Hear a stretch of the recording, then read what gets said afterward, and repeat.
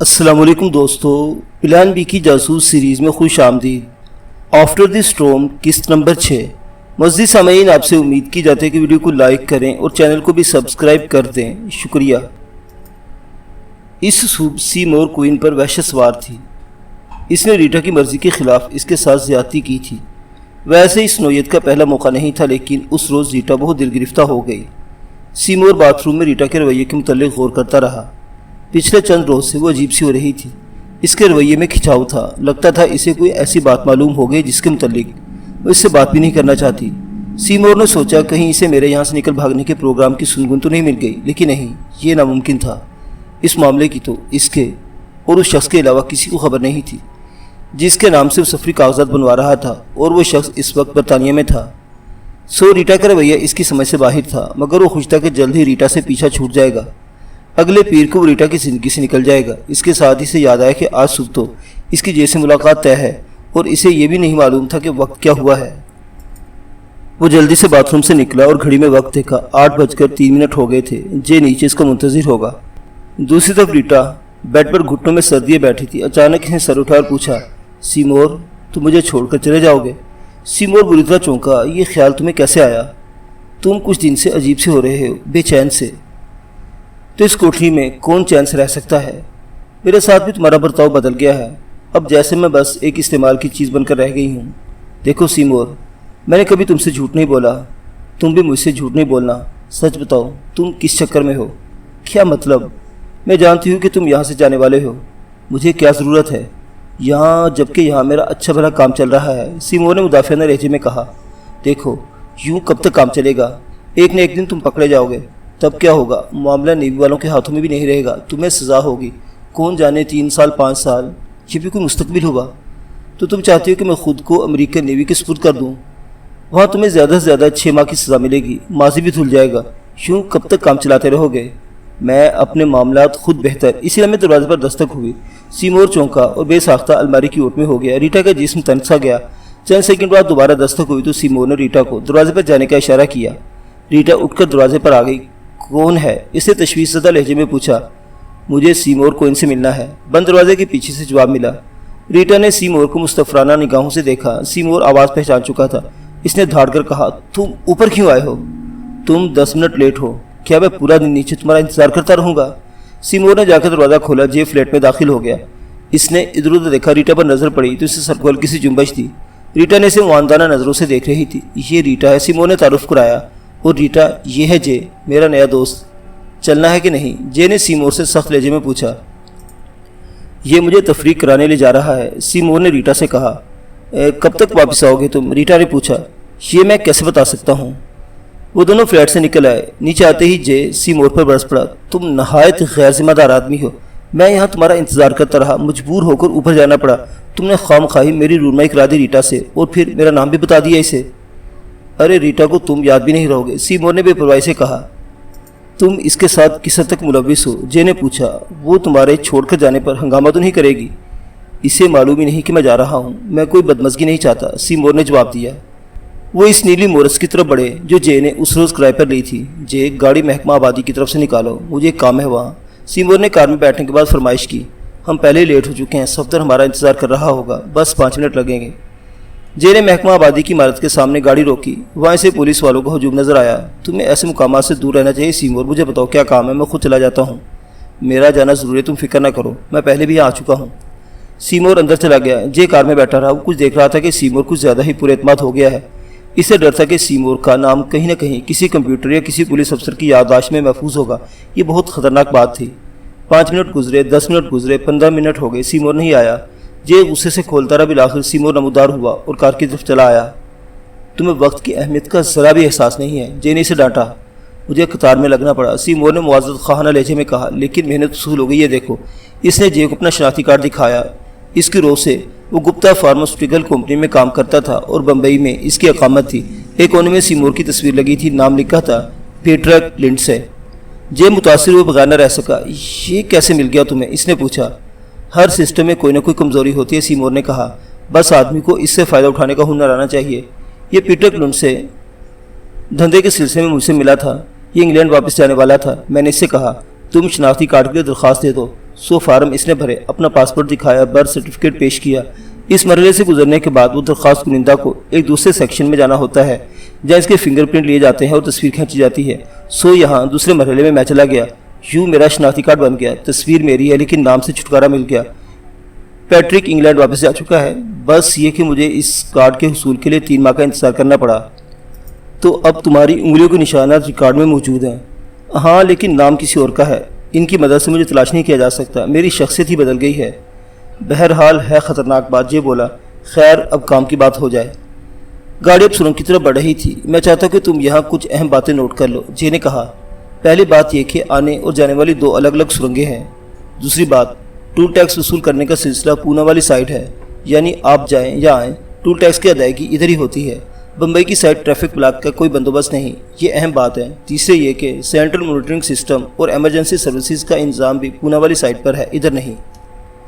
اب سوچو، دونوں سرنگوں سے دن میں اوسطاً 50,000 گاڑیاں گزرتی ہیں، یعنی ہر منٹ میں 17 گاڑیاں سرنگ میں داخل ہوتی ہیں۔ صبح کے وقت رش زیادہ ہوتا ہے۔ بہرحال ہم 17 کا حساب لگائیں گے۔ سرنگ عبور کرنے میں 2 منٹ لگتے ہیں، یعنی سرنگ میں موجود گاڑیوں کی تعداد کسی بھی وقت 30 اور 40 کے درمیان ہوتی ہے۔ اسی لمحے گاڑی سرنگ میں داخل ہو گئی۔ جے نے گاڑی کو بائیں جانے والی سست رفتار گاڑیوں کی لائن میں رکھا تھا۔ اب اپنے مجوزہ حادثے کا تصور کرو، جے نے کہا۔ وہ اس طرف ہوگا، یعنی پونا والی سائٹ سے دور۔ اسے فوراً ہی ٹی وی مانیٹر پر دیکھ لیا جائے گا، لیکن ابتدائی لمحوں میں تصویر بہت الجھن میں مبتلا کرنے والی ہوگی۔ پیچھے والے کیمرے جب رکے ہوئے ٹریفک کی تصویر دکھائیں گے تب ادھر والوں کو احساس ہوگا کہ ادھر آنے والی سرنگ مکمل طور پر بلاک ہو گئی ہے۔ سب سے پہلا کام جو وہ کریں گے وہ ادھر سے آنے والی مزید گاڑیوں کو سرنگ میں داخل ہونے سے روکنا ہوگا تاکہ سرنگ میں ٹریفک مزید جام نہ ہو۔ میرا خیال ہے کہ حادثے کے کم از کم 2 منٹ بعد وہ یہ کام کر سکیں گے۔ تو پھر یہ کہ ہمارے پیچھے کم از کم 70-80 گاڑیاں ہوں گی، کچھ آپس میں ٹکرائیں گی بھی، جس سے اور پیچیدگیاں پیدا ہوں گی۔ سرنگ سے متعلق پولیس کی سمجھ میں آ جائے گا کہ انہیں ایمرجنسی درپیش ہے جس سے دوسری طرف والے نمٹ نہیں سکتے، تب وہ اقدامات کریں گے۔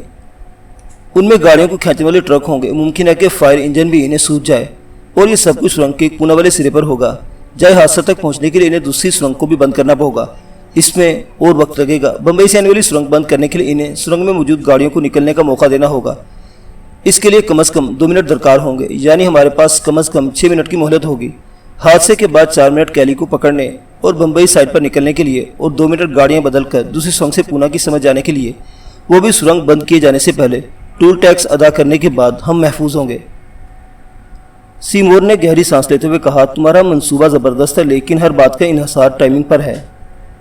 یہ جو میں نے حساب لگایا ہے یہ کم سے کم مہلت کا ہے، ہو سکتا ہے کہ مہلت زیادہ مل جائے، لیکن ہم کم سے کم مہلت کا حساب سے کام کریں گے۔ پریکٹس سے سب ٹھیک ہو جائے گا۔ ہاں یاد آیا، ہم آپریشن کے دن سے پہلے ڈیوڈ کیلی کی کار کو ہدف نہیں بنائیں گے، پریکٹس دوسری گاڑیوں پر ہوگی۔ وجہ ٹی وی کیمرے، ان کے ویڈیو ٹیپ محفوظ رکھے جاتے ہیں، اور سرنگ میں داخل ہونے والی ہر گاڑی کا نمبر بھی واردات کے بعد پولیس سب سے پہلے ریڈیو ٹیپ چلا کر دیکھے گی۔ وہ ہر اس گاڑی کو چیک کریں گے جو ڈیوڈ کیلی کی کار کے پیچھے رہی ہوگی، وہ کم از کم 1 ہفتے تک ٹیپ چلا کر دیکھیں گے۔ ہم ہر روز ایک مختلف کار کو ہدف بنا کر پریکٹس کریں گے، اور ہر روز خود بھی ایک مختلف کار استعمال کریں گے۔ اسی لمحے ان کی کار سرنگ کے پونا والے سرے سے باہر آ گئی۔ جے کار کو چنگی کی طرف لے گیا۔ سیمور اسے ستائش بھری نظروں سے دیکھ رہا تھا۔ تم نے ہر بات کا خیال رکھا ہے۔ اس کے لہجے میں بھی ستائش تھی، لیکن اسے ٹی وی کے عذاب اور نائٹ شیڈول سے تو بچا جا سکتا ہے، اسے کہیں اور سے کیوں نہیں اٹھا لیتے؟ اس لیے کہ کہیں اور یہ اتنا آسان نہیں ہوگا، جے نے کہا۔ یہ وہ واحد جگہ ہے جہاں کیلی کا ریڈیو بیکار ہو جاتا ہے۔ سب سے اہم بات ہے کہ پولیس ایک غلط سراغ کو پکڑ کر بیٹھ جائے گی۔ وہ اس مصروفے کے تحت کام کرے گی کہ ہم بمبئی والی سائڈ میں ہیں۔ انہیں اندازہ ہی نہیں ہوگا کہ ہم دوسری سرنگ سے واپس چلے گئے ہیں۔ جب تک انہیں یہ اندازہ ہو ہم ان کی پہنچ سے دور نکل چکے ہوں گے۔ وہ چنگی ادا کر کے آگے بڑھے۔ کوئی 4 میل دور انہیں صفدر نظر آ گیا۔ وہ پرانی ہونڈا سپورٹس موٹر سائیکل پر تھا جو جے نے سے خرید کر دی تھی۔ وہ جینس پہنے ہوئے تھا، سر پر ہیلمٹ تھا۔ جے نے گاڑی موٹر سائیکل کے بالکل قریب روک دی۔ صفدر نے وائرز ہٹایا۔ کیا حال ہے جے صاحب؟ سب ٹھیک ہے صفدر، جے نے کہا اور ادھر ادھر دیکھا۔ کچھ دور کچھ بچے کرکٹ کھیل رہے تھے۔ دور دور تک کوئی پولیس والا نظر نہیں آ رہا تھا۔ جے نے ایک واکی ٹاکی ٹرانسیور سیٹ کے نیچے سے نکال کر اس کی طرف بڑھا دیا۔ اس سے حت الامکان چھپائے رکھنا، اس نے صفدر سے کہا۔ اس کے صرف 3 کنٹرول ہیں، آن، آف اور والیوم۔ جب تمہیں بولنا ہو تو آن کا بٹن دبانا، ورنہ سن تو تم ہر وقت سکو گے۔ اب تم ذرا پیچھے ہٹ جاؤ، ہم ہدف منتخب کریں گے۔ صفدر نے واکی ٹاکی جینز کی جیب میں ٹھونس لیا۔ وائرز نیچے کرنے کے بعد اس نے موٹر سائیکل سٹارٹ کی اور پیچھے کی طرف چل دیا۔ کچھ دور جا کر اس نے موٹر سائیکل روکی اور اس نے واکی ٹاکی نکالا۔ اس کی سٹرپ کو کلائی پر لپیٹ کر ٹرانسیور کو اس نے جیکٹ کے آستین میں چھپا لیا۔ اس سے پہلے اس نے آن کا بٹن دبا دیا تھا۔ ٹھیک 4 منٹ بعد اسے جے کی صاف اور واضح آواز سنائی دی۔ Unit 1 unit 2 receiving. صفدر نے جواب دیا۔ شاندار، ہمارا ہدف ایک سرخ ٹویوٹا ہے، رجسٹریشن نمبر BYT 5448۔ اب تم حرکت میں آ جاؤ۔ صفدر نے موٹر سائیکل آگے بڑھائی۔ 3 سیکنڈ بعد وہ ٹریفک کی سرنگ کی طرف جانے والے دھارے میں شامل ہو گیا۔ 10 سیکنڈ بعد اسے مطلوبہ کار نظر آ گئی۔ اس کے پیچھے لگ گیا۔ عقب نما آئینے میں اس نے دیکھا جے کی کار پیچھے آ رہی تھی۔ ریہرسل شروع ہو گئی تھی۔ رات 10 بجے کا وقت تھا۔ سعادت عثمان خان کے ساتھ مصطفیٰ سے ملنے جا رہا تھا۔ کار عثمان خان ڈرائیو کر رہا تھا۔ وہ آبادی سے نکل آئے تھے۔ سعادت کو اندازہ تھا کہ سفر طویل ہوگا۔ راستے میں کئی چھوٹے چھوٹے گاؤں آئے لیکن وہاں سناٹا تھا۔ اچانک ایک مقام پر عثمان خان نے گاڑی ایک کچے راستے پر ڈال دی۔ کچا راستہ اور چڑھائی کا سفر۔ گاڑی کی رفتار بہت کم تھی۔ اچانک کچھ دور بلندی پر روشنی دکھائی دی۔ وہ روشنی 3 بار جلی بجھی۔ لو ہم پہنچ گئے، عثمان نے کہا۔ کچھ چڑھائی چڑھنے اور 3 موڑ مڑنے کے بعد وہ ایک مسلح قطع زمین پر پہنچے جہاں انہیں 3 سائے کھڑے نظر آئے۔ عثمان خان ان کے قریب گاڑی روک دی اور وہ سعادت کار سے اترے۔ انہوں نے سلام کے بعد آپس میں مصافحہ کیا۔ پھر منتظر افراد میں سے ایک نے بے حد احترام سے کہا، آئیے۔ اب وہ ایک ڈھلوانی پگڈنڈی پر چل رہے تھے جس کے ایک طرف گہری کھائی تھی۔ آگے چلنے والے کے ہاتھ میں ایک روشن ٹارچ تھی۔ پگڈنڈی بائیں جانب مڑی اور پھر غار میں داخل ہو گئے۔ غار میں اندھیرا تھا اور کوئی موجود نہیں تھا۔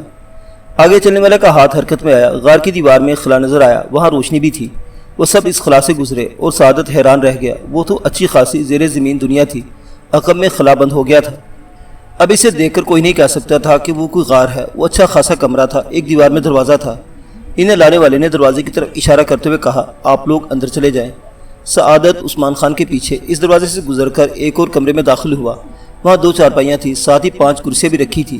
ایک طرف ایک کشادہ میز تھی۔ کمرے میں 5 افراد تھے۔ ان میں 2 مسلح پہرے دار تھے۔ 5 افراد میں ایک چینی تھا۔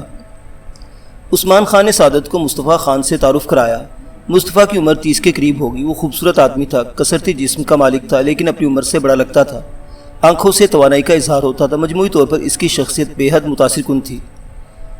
ہم تم سے ملنے کو بے چین تھے سعادت حسین، مصطفیٰ نے گونجدار آواز میں کہا۔ بیٹھ جاؤ۔ اس نے خالی کرسی کی طرف اشارہ کیا اور خود اور چینی چارپائی پر بیٹھے تھے۔ سعادت کرسی پر بیٹھ گیا۔ عثمان خان نے برابر والی کرسی سنبھال لی۔ میں وقت ضائع نہیں کروں گا، مصطفیٰ نے کہا۔ تمہاری اسکیم کا خاکہ میں سن چکا ہوں، تفصیلات تم بتاؤ گے، لیکن میں ایک بات پہلے ہی واضح کر دوں، تمہارے منصوبے میں ایک خامی ہے۔ موجودہ شکل میں یہ ہمارے لیے قابل قبول نہیں ہے۔ قابل قبول نہیں ہے، سعادت نے دہرایا۔ اسے اپنی سماعت پر یقین نہیں آ رہا تھا۔ اس امکان کے بارے میں تو اس نے سوچا ہی نہیں تھا۔ ہاں، میں نے کہا موجودہ شکل میں، یعنی تم بغیر کچھ کیے $1 کروڑ حاصل کرنے کا چانس گوا دو گے؟ سعادت کے لہجے میں بے یقینی تھی۔ رقم کی اتنی اہمیت نہیں ہے، مصطفیٰ نے سادگی سے کہا۔ وزیر اعلیٰ صاحب نے اس آئیڈیا کو سراہا ہے۔ ان پر وہ ذمہ داری عائد نہیں ہوتی جو مجھ پر ہوتی ہیں۔ وہ ہمارے لیے قابل احترام آدمی ہیں، لیکن وہ سیاستداں ہیں، مجاہد نہیں۔ اور میں یہ بھی جانتا ہوں کہ آئندہ 4 دن کے اندر وہ وزیر اعلیٰ بھی نہیں رہیں گے۔ ہمارے لیے سب سے زیادہ اہمیت کام کی ہے۔ وزیر اعلیٰ صاحب نے جو کارروائیاں کرائی ہیں، مجھے ان سے اختلاف ہے۔ سعادت کو اس انکشاف سے شاک لگا، تاہم اس نے خود کو سنبھال لیا۔ وہ منصوبے کی جس خامی کی بات، اس کا تذکرہ بعد میں ہوگا۔ پہلے تو میں یہ جاننا چاہتا ہوں کہ تم ہماری ضرورت کے مطابق اپنے منصوبے میں تبدیلیاں کر سکتے ہو یا نہیں۔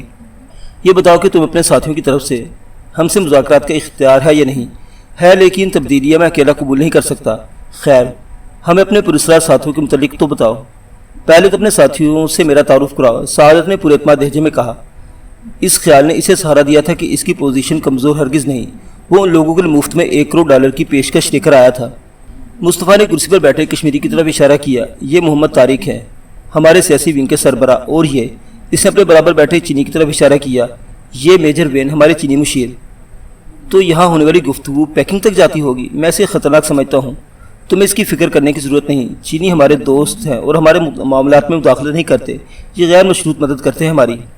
بہرحال، یہ تمہیں کیش تو نہیں دیتے، اور ایسی تحریکوں کو دولت کی ضرورت ہوتی ہے۔ میں اس کی پیشکش لے کر تمہارے پاس آیا ہوں، اور تمہیں ایک اور چیز بھی ملے گی، عالمگیر شہرت، پبلسٹی۔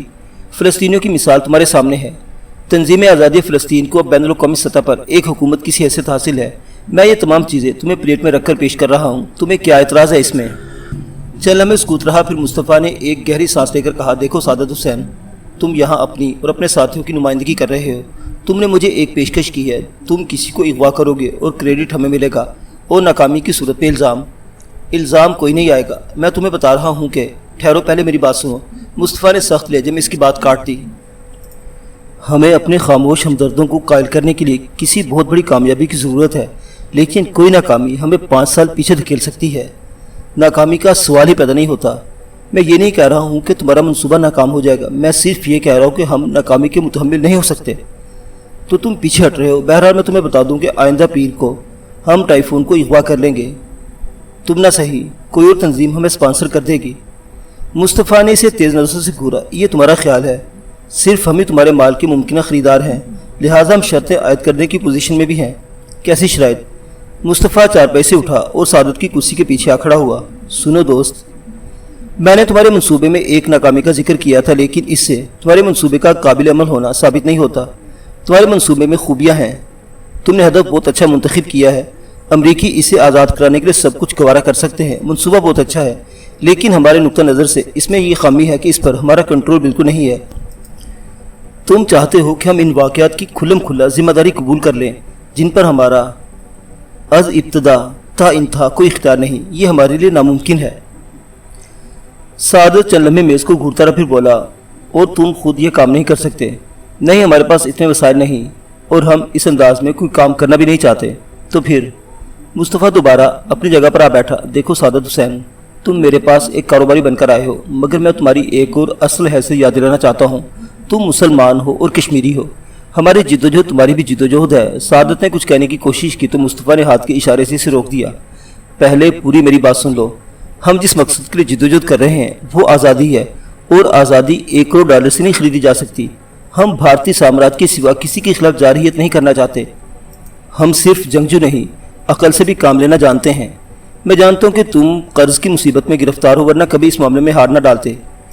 میں تمہیں ایک پیشکش کرتا ہوں، تمہیں جتنی رقم چاہیے شیخ سے مل جائے گی۔ اس کے عوض تم اپنی زمین کے لیے کام کرو، اپنے وطن کے لیے۔ سعادت بھوچکا بیٹھا تھا۔ چند لمحے کی خاموشی کے بعد اس نے کہا، کیا مطلب؟ کیسے؟ تمہارا منصوبہ بہت اچھا ہے، کچھ تبدیلیوں کے بعد ہمارے بہت کام آ سکتا ہے۔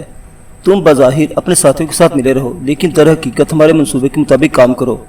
مصطفیٰ نے کچھ توقف کیا۔ تمہیں دنیا کے قرض کی فکر ہے، کبھی اپنی مٹی کا قرض بھی یاد آیا ہے تمہیں؟ سعادت ہل کے رہ گیا۔ تم مجھ سے کیا چاہتے ہو؟ تمہارا منصوبہ کیا ہے؟ مصطفیٰ کو اپنا منصوبہ بیان کرنے میں 15 منٹ لگے۔ اس نے آخر میں کہا، تم ہمارے کشمیری مسلمان بھائی، اس لیے میں نے تمہیں سب کچھ بتا دیا ہے، ورنہ میں بے خبری میں بھی تم سے یہ کام لے سکتا تھا۔ تمہارا منصوبہ ہماری مدد کے بغیر کامیاب ہو ہی نہیں سکتا۔ تمہیں اعتماد میں لینا اس سے بھی ضروری تھا کہ کوئی گڑبڑ ہونے کی صورت میں تم کشمیر کے مفاد کو فوقیت دو، اس کے مطابق قدم اٹھاؤ۔ اس لمحے سعادت نے اپنے اندر ایک ایسا تند جذبہ امڑتا محسوس کیا جو اس کے لیے بالکل نیا تھا۔ اس نے سوچا، ابھی چند لمحے پہلے میں ایک عام انسان تھا، اب میں ایک مجاہد ہوں۔ ساتھ ہی وہ مصطفیٰ کی فراست کا بھی قائل ہو گیا۔ میں انشاءاللہ تمہارے اعتماد پر پورا اتروں گا۔ بالآخر اس نے مصطفیٰ سے کہا، میں پوری طرح تمہارے ساتھ ہوں۔ مصطفیٰ نے اٹھ کر اسے گلے سے لگا لیا۔ اب تم اتوار کو واپس جاؤ گے، آپریشن سے ایک دن پہلے، اس نے کہا، اور یاد رکھنا ٹائفون کی زندگی بہت اہم ہے۔ ریٹا پیر کی شام کام سے دیر سے واپس آئی۔ وہ ایک تھکا دینے والا دن تھا۔ دن بھر وہ حسابات چیک کرتی رہی تھی۔ بعض مستقل مریضوں کے بل تیار کر کے بھیجنے تھے۔ وہ آتے ہوئے سیمور کے بارے میں سوچتی رہی، جو بہت زیادہ چڑچڑا ہو گیا تھا۔ ان دونوں کے درمیان معاملات اب بگڑنے لگے تھے۔ ابتدا میں جب وہ آیا تھا تو ریٹا کو ایک عجیب سی ہی جانی مسرت نے بھگو ڈالا تھا۔ اس نے سوچا اس کے خواب کی تعبیر ملنے والی ہے۔ وہ ہندوستان سے اور اس کی غربت سے بھاگ جانا چاہتی تھی، اپنوں میں جا کر رہنا چاہتی تھی، اور انگریز باپ کے حوالے سے تمام مغربی دنیا اس کی اپنی تھی، بھارت اس کے لیے پردیس تھا۔ ابتدا میں تو سیمور کا صرف امریکی ہونا کافی تھا۔ اس پر اس کی رجائیت، اسے یقین تھا کہ زندگی اپنے دامن میں اس کے مستقبل کے لیے بہت کچھ چھپائے بیٹھی ہے۔ یہ رجائیت ایک دولت مند ملک میں پیدا ہونے والے کے ساتھ ہی ہو سکتی ہے۔ ریٹا سوچتی تھی اور اس کے جسم میں سنسنی دوڑنے لگتی تھی۔ اسے یقین ہو جاتا تھا کہ اس کا مستقبل بھی روشن ہے، اس لیے کہ اب وہ سیمور سے وابستہ ہو گئی ہے۔ وہ اوپر پہنچی تو فلیٹ کا لوہے کا جنگلہ نما اضافی دروازہ کھلا ہوا تھا۔ اس کا مطلب تھا کہ سیمور گھر میں موجود ہے۔ اس نے دروازہ کھولا۔ اندر داخل ہوتے ہی اسے مرغی کی اشتہا انگیز خوشبو محسوس ہوئی۔ اسے حیرت ہوئی کیونکہ سیمور شاذ و نادر ہی کچھ پکاتا تھا۔ وہ کچن میں گئی، سیمور وہاں موجود تھا۔ مرغی مسالے لگے پیس ایک طرف رکھے تھے، ایک پیس سیخ میں پرویا ہوا تھا اور سیمور اسے دھیمی آنچ پر سینک رہا تھا۔ سیمور نے مسکرا کے اسے دیکھا، آج تمہیں کھانا تیار ملے گا۔ تقریب تو پتہ چلے، ریٹا نے کہا۔ وہ اسے بغور دیکھ رہی تھی۔ تقریب کوئی نہیں، بس آج کچھ کرنے کو دل چاہ رہا تھا۔ وائن بھی موجود ہے، اپنی مدد آپ کرو۔ بیڈ سائڈ ٹیبل پر وائن کی بوتل اور 2 گلاس رکھے تھے۔ ریٹا نے دونوں میں وائن ڈالی اور انہیں کچن میں لے گئی۔ ایک گلاس اس نے سیمور کی طرف بڑھایا۔ سچ بتاؤ سیمور، کوئی خاص بات ہے؟ اس نے پھر پوچھا۔ میں نے کہا نا کوئی بات نہیں، بس ایک معاملہ بنتا نظر آ رہا ہے۔ یہ اس کا پیشگی جشن ہے۔ معاملہ کیا ہے؟ تمہارے اس نئے دوست جیسے تعلق ہے اس کا؟ سیمور نے مرغی کا پیس نکال کر پلیٹ پر رکھا اور دوسرا سیخ میں پرو دیا۔ میری دادی ایک مثل سناتی تھی، اس نے کہا۔ زیادہ سوال نہ کرو، جھوٹ سننے سے محفوظ رہو گے۔ بس اب کھانا کھاؤ۔ انہوں نے کھانا کھایا۔ مرغی ذرا کچی تھی، پھر بھی ریٹا سیمور کے لیے شکر گزاری محسوس کر رہی تھی۔ بہت دنوں کے بعد اس پر توجہ دے رہا تھا۔ کھانے کے بعد برتن دھونے میں سیمور نے اس کا ہاتھ بٹایا۔ کھانے اور برتن دھونے کے بعد وہ سکون سے بیٹھ گئے۔ سیمور نے سگریٹ سلگائی اور بولا، تمہیں یاد ہے تم نے ایک بار مجھے کچھ سرنجیں لا کر دی تھی، کچھ اور مل سکتی ہے؟ ریٹا کا جسم تنسا گیا۔ 2 ماہ پہلے وہ ہائی پاؤڈر مکس سرنج کا 1 درجن والا پیکٹ لے آئی تھی۔ بعد میں کلینک میں اچھا خاصا مسئلہ بن گیا تھا۔ حالانکہ وہ بہت معمولی سی سستی سی چیز تھی، لیکن ہوا یہ کہ مارکیٹ میں سرنجیں شارٹ ہو گئی اور ڈاکٹر مصر تھا کہ 2 دن پہلے اس نے سرنج کا پورا پیکٹ دیکھا تھا۔ وہ کہاں گیا؟ بحث کا کوئی نتیجہ نہیں نکلا، لیکن ریٹا بہرحال پریشان ہو گئی۔ تمہیں اور کیوں چاہیے؟ اس نے کڑے لہجے میں سیمور سے پوچھا۔ ایک جاننے والا ہے، نشے کا عادی ہے، میڈیکل سٹور والے بھی سبھی سے جان گئے ہیں، وہ اسے سرنج نہیں دیتے، اس کے لیے ضرورت ہے۔ جانتے ہو پچھلی بار اچھا خاصا ہنگامہ ہوا تھا، ریٹا بولی۔ وہ اتفاق تھا، اب ایسا نہیں ہوگا۔ تمہارے لیے یہ کہنا آسان ہے سیمور، ملازمت تو میری خطرے میں پڑے گی۔ چلو چھوڑو، یہ اتنی اہم بات بھی نہیں۔ سیمور نے بات ختم کر دی، لیکن رات کو سوتے وقت اس سے پھر یہ مسئلہ اٹھایا۔ دراصل ریٹا اس بیچارے کا بہت برا حال ہے، اس نے کہا۔ وہ استعمال شدہ سوئیاں استعمال کر رہا ہے۔ چلو درجن بھر نہیں، 3-4 ہی لا دینا، اس سے مسئلہ حل نہیں ہوگا۔ وہ 3-4 استعمال ہو جائیں گی تو پھر وہ کیا کرے گا؟ اس وقت تک کوئی اور ذریعہ تلاش کر لے گا۔ ٹھیک ہے سیمور، میں وعدہ نہیں کرتی، کوشش کروں گی، ریٹا نے کہا۔ شکریہ ڈارلنگ۔ اور ہاں، تمہیں اس نئی دوا پینٹوتھل کے بارے میں پتہ ہے؟ ہاں معلوم ہے۔ ریٹا نے اسے الجھن بھری نظروں سے دیکھا۔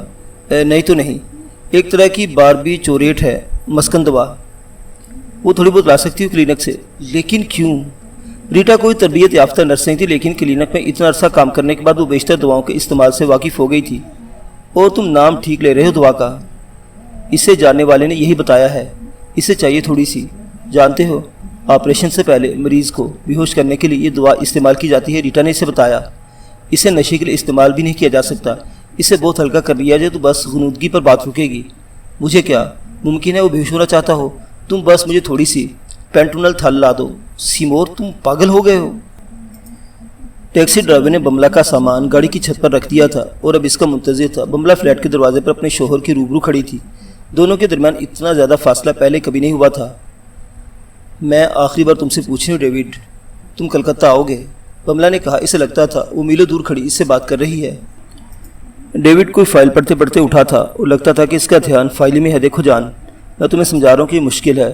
میں واشنگٹن سے واپس آیا ہوں، مجھے کام کا انبار رکھا ملا ہے۔ یہ انبار تو ہمیشہ رہنا ہے، کبھی کم نہیں ہوتا۔ تم ایک دن اسی انبار تلے دفن ہو جاؤ گے، مگر اس وقت میں تمہارے ساتھ نہیں ہوں گی۔ مجھے کسی سے ضروری ملاقات بھی کرنی ہے 4 ستمبر کو، وہ میں منسوخ نہیں کر سکتا۔ تمہاری ہر ملاقات ایسی ہوتی ہے، یہ تو واقعی بہت اہم ہے۔ تمہارے لیے وہ ملاقات زیادہ اہم ہے یا ازدواجی زندگی؟ پوری سچائی سے بتاؤ۔ وہ چند لمحے سے گھورتا رہا، اس کی نگاہوں میں برہمی تھی۔ پھر اس نے کہا، بملہ میں جانتا ہوں کہ میرا کام تمہارے لیے بے سکونی کا باعث ہے، لیکن سکون سے تو میں بھی نہیں ہوں۔ جس ملاقات کا میں ذکر کر رہا ہوں بےحد اہم ہے۔ مجھے تمہیں بتانا تو نہیں چاہیے، لیکن تمہیں قائل کرنے کے لیے بتانا پڑ رہا ہے۔ چین میں ہمارا ایک اثاثہ ہے، ایک بےحد اہم عہدے پر فائز شخص جو ایک قاصد کے ذریعے اہم معلومات بھجواتا ہے۔ وہ دونوں میرے سوا کسی سے تعلق رکھنے پر آمادہ نہیں۔ مجھے ہر ماہ کی پہلی پیر کو اس سے ملنا ہوتا ہے۔ 4 ستمبر کو مجھے اس سے ملاقات کرنی ہے۔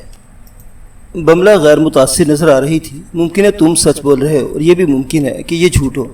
تم جھوٹ اور مکر و فریب کی دنیا میں رہتے ہو ڈیوڈ۔ تمہارے نزدیک میں بھی حقیقت نہیں ہوں۔ تم نے میرے سوال کا جواب نہیں دیا، تمہارے لیے میں زیادہ اہم ہوں یا وہ ملاقات؟ میں اس کا جواب نہیں دے سکتا۔ بملہ کچھ کہے بغیر پلٹی اور زینوں کی طرف بڑھ گئی۔ معزز سامعین حضرات، جاسوسی کی دنیا کی یہ کہانی بھی جاری ہے۔ بقیہ واقعات اگلی قسط میں۔ دیکھتے رہیے ہمارا یوٹیوب چینل۔ اللہ حافظ۔